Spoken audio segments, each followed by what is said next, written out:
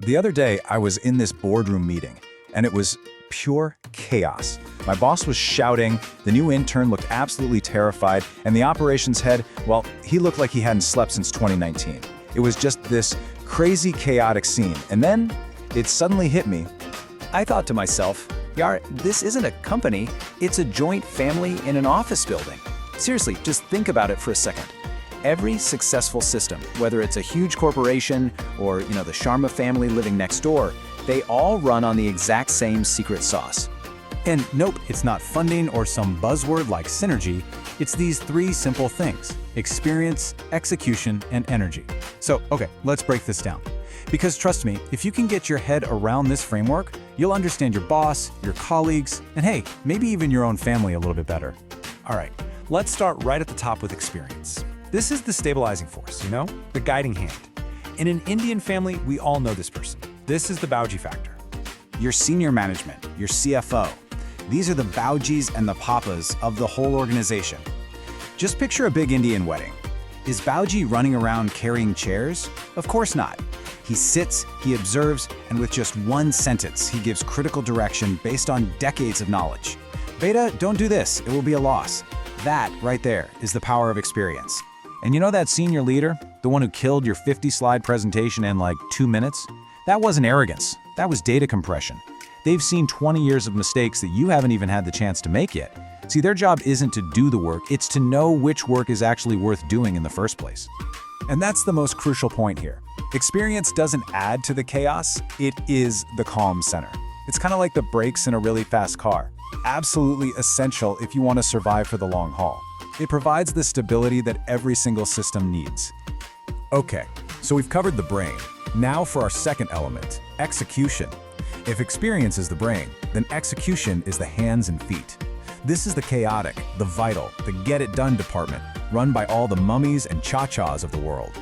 First up, the marketing team. So, at a wedding, who are they? Well, they're the sisters and the cousins making sure every single ritual is documented perfectly for Instagram. Outfit check, Rangoli check. Their job is to make sure the event looks successful. Because, let's be honest, if you don't post a story, did the wedding even happen? Now for what might be the most dangerous and important role of all, HR. In the family, this is Mommy. She handles the vibe check. Papa is angry, Mommy fixes it. Some relatives are gossiping, Mommy handles crisis management. I'm telling you, Indian mothers are the best HR managers on the planet. They are masters of retaining talent through emotional blackmail and resolving conflict by just shouting at everyone equally. And in every system, you've got the poor guys, the back-end ops team.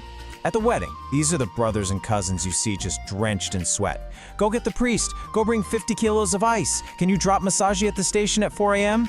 They get zero glamour, absolutely zero applause. But here's the absolute truth. Without them, the whole wedding just stops. Execution is the sweat, the invisible labor, the jugaad that keeps everything moving. It might not get the applause, but man, it always earns the respect. Okay, finally, every system needs that spark. So let's talk about the chaos, the life, the third element, energy. In the office, these are your interns. At home, they're the kids. The Chintu gang. Just think about it. Kids at a wedding have zero experience. They have zero execution skills. But what they do have is 100% battery. They're the ones running around dancing when everyone else is exhausted and teaching daddy how to take a selfie. You don't value them for their output. You value them for their boundless energy and that infectious curiosity.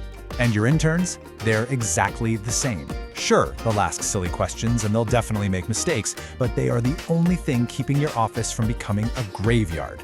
They bring the noise, the life, the spark. A home without kids is way too quiet, and an office without freshers is just, it's too boring.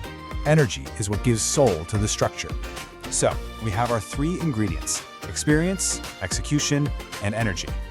But the real question is, how do you get them to work together? How do you create that perfect balance?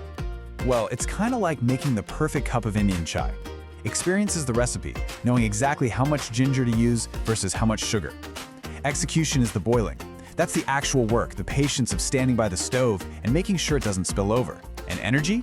That's the sugar. It's the taste, the kick that makes it all worthwhile. If you have a recipe but no one to boil the water, you've just got a useless book. If you have someone boiling but no recipe, you might end up with salty tea. And without the sugar, it's just a cold, pointless drink. You need all three. Okay, so this whole analogy has been pretty fun, but there's a really serious lesson here. A profound truth about what it actually takes to build something that's meant to last. And here it is. This is the core truth of it all. If you want to go fast, sure, you can run alone.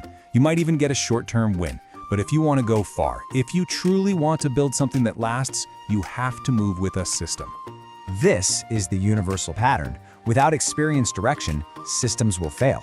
Without consistent execution, great ideas just collapse. And without fresh energy, even the best systems get old, stagnate, and eventually die. This is how families survive, it's how organizations scale, and ultimately, it's pretty much how life works. So what do you do with all of this? How do you actually apply this framework tomorrow at work?